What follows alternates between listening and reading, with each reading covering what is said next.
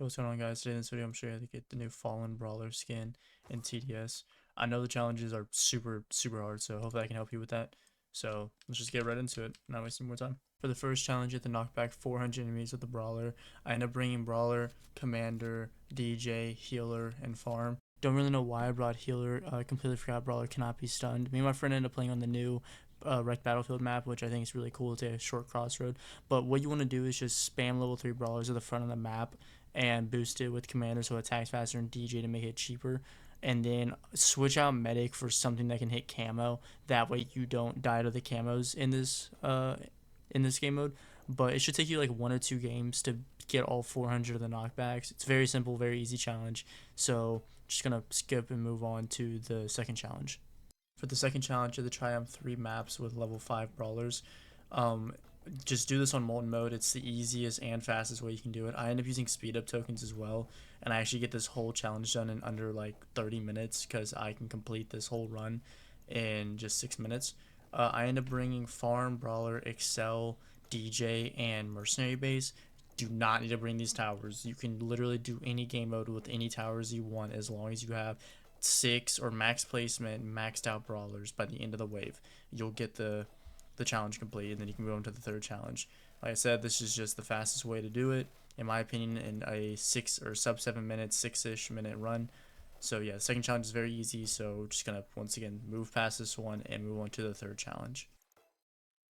Now for the third challenge, you need to be Winter Abyss 2 times with the Brawler equipped. This is the map.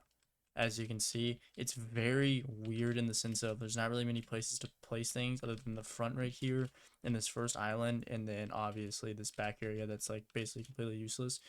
I'll put a map up on screen, this being the map I'm talking about. As you can see, it's just a quick glance of like what my team used to win. 2 people farmed right here, DPS all right here, DJ, healers, we had commanders like in this area and like over here, rangers and mortars here and here.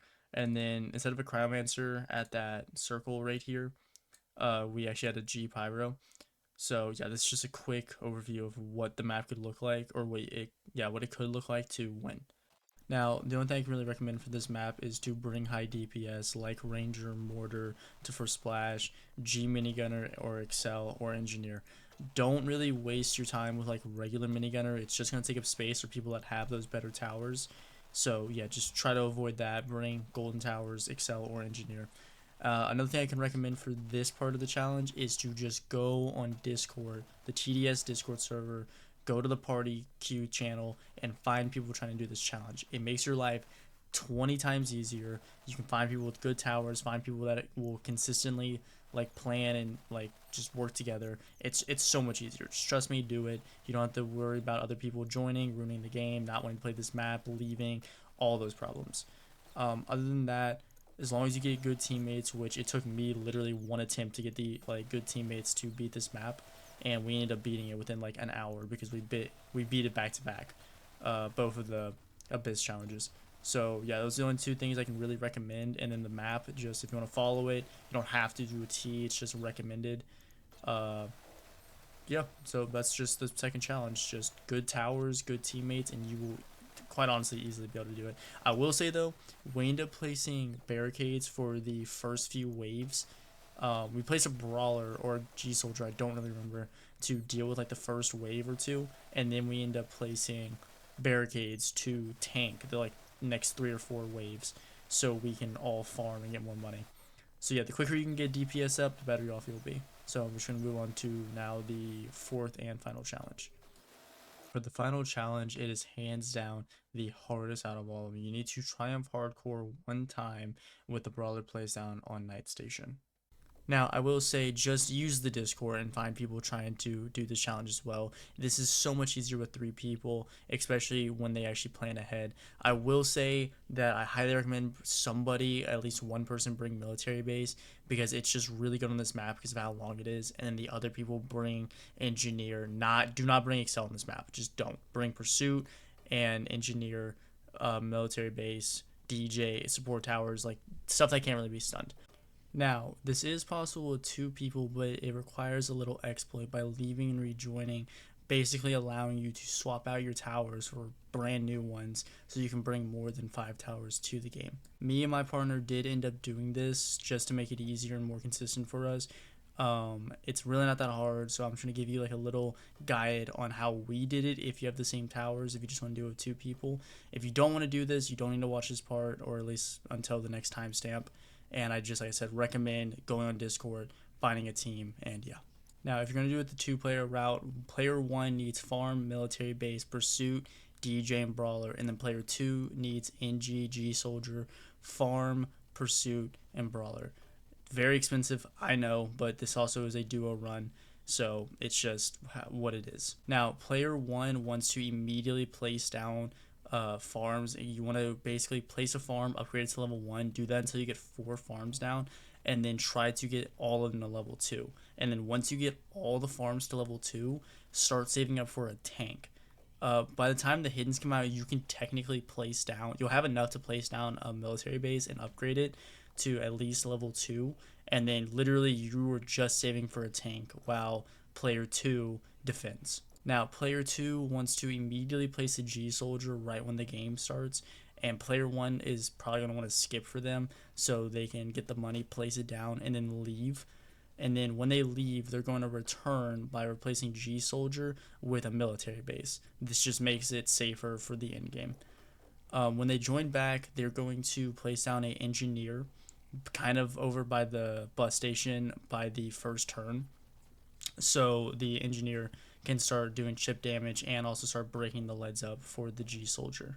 Now, the G soldier, the player 2 is going to want to get leveled up to level 2, so it gets hidden detection and can kill the hiddens on that wave. Now, like I said, by this point, player 1 should have a military base down and should be able to kind of help. But once player 1 gets his first tank down, he wants to start placing down more farms, the last 4 farms, and then upgrade all of those to level 2. Once he gets all of those down, second military base, and start upgrading it to your second tank. You should have all your farms placed down at this point, and now 2 tanks. So now you want to do is place DJ somewhere in the middle area on the platform, and then try to just place down your last 3 military bases so you have the max placement limit. Then from there, you want to leave the game, place or get rid of your farms, get rid of your military base, and get rid of your DJ. And I end up replacing it with mortar, cryomancer, and turret. The reason I choose these is because cryomancer is really good at stalling, mortar is just really good at splash damage and clearing everything up, and then turrets will help at the end game for killing the ghosts that can only be seen by hidden detection, which rangers don't have. Now, at this point, after you come back and you have the new towers, you just want to start upgrading all of your tanks to, or all your military bases to like tank level. Now, player 2 at this point needs to just start focusing on farming, getting his military bases down, because player 1's tanks can just basically deal with everything up to this point. Now, before Gravedigger shows up, you want at least 4 level 3 pursuits in the back. Y'all can split them 2 on both or 3 to 1, because the guy with the tanks, player 1, will end up having more money because he's dealing more damage than player 2, which is why player 2 needs to focus on getting his tanks down so he doesn't lose on too much money. Now, if you have the extra money, you could get DJ to level 4 or max it out before Gravedigger, but if you can't do that, you want to max it out right after you beat Gravedigger, which allows you to start upgrading your tanks to level 5 and player 2 to start upgrading his tanks to just tanks in general. You also eventually just want to place down mortars on the front cart and 1 in the back, and then player 2 all of his rangers on the middle section on top of the park benches in the DJ's range. If you have cryomancer, place it in the spot I placed it in, because you can see the whole front section, and then somewhere in the back as well, so it can slow down things back there too. At this point in the game, all y'all are really doing is just upgrading tanks and upgrading rangers, and then kind of after you kill the molten boss, you just want to place down the turrets that you brought so it can help kill the ghosts in the later rounds. Make sure all the rangers are maxed out, your mortars are maxed out, and then have player 2 max out his tanks once all the rangers are maxed out. And while this is happening, player 1 needs to be placing more pursuits in the back, and at least by the end of the game, y'all need 10 pursuits down, whether that's 7 for one person, 3 for the other, doesn't matter. You just need 10 pursuits down. Now, later on in the game it gets, player 1 is going to end up with a lot of money, at least in all the games I played, which this took me like 6 attempts to actually do.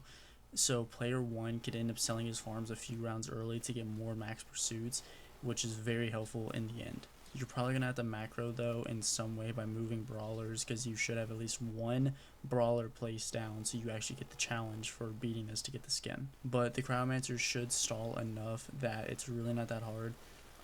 It is sketchy though. It's probably going to take you a few attempts. I really do not recommend doing it this way. This is just a like very brief guide on how we did it and how you could do it. But I just highly recommend going on the Discord, finding a squad, and doing it that way. But anyways, with that all being said and done, here's the skin.